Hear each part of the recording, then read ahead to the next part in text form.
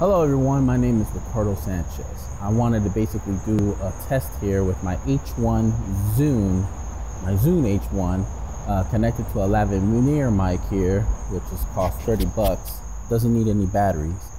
And then I have on my camera the Rode Video Go mic, which also doesn't need any battery. You just connect it straight into the camera and it works perfectly. I just wanted to show the difference between using a lav mic and basically a directional boom mic, which is connected to my camera. And as you can